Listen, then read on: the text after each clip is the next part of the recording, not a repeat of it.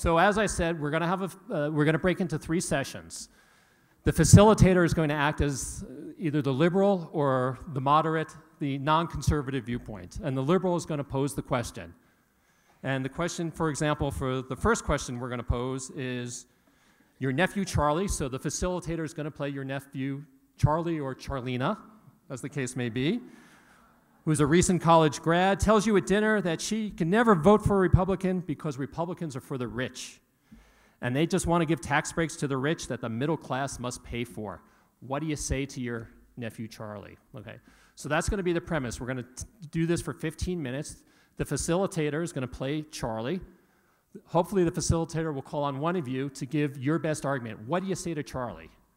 After you give an argument, and again, we're going to have to keep it short and concise, we're going to have the table critique you and say, hey, was that persuasive? Was that not persuasive? You know, how could we have framed that better? If there's time, then the facilitator will call on someone else at your table and say, okay, give me another argument. What would you say to Charlie?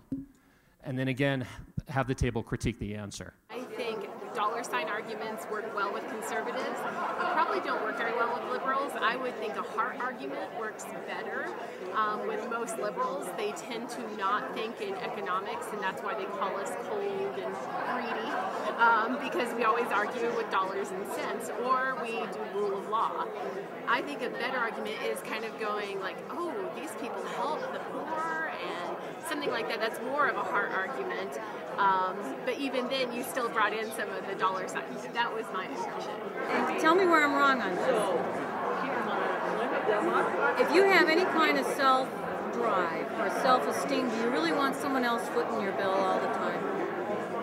So to go from the heart standpoint, in my mind, I had difficulty expressing that because if somebody really has any self-respect whatsoever, they don't want someone else given to them. They want to have a sense of accomplishment, which means they have to make an effort. So I didn't know, realizing that the heart is a big part of that. The economy is too, and so what I tried to do was show that people who have money also give to others. You always have the slouch, but what I'm saying is typically people do give.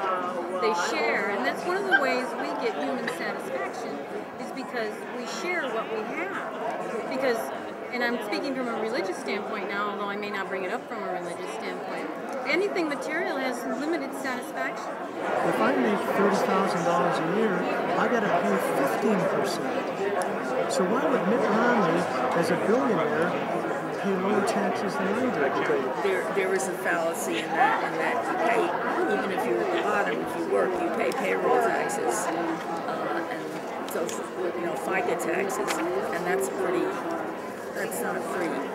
So, but those are direct taxes, though. Those go into specific programs. Theoretically, that's unfortunately, only theoretically. You're right. They actually get poured into the general fund. We do not have the lockbox that Gore was talking about. I feel scared.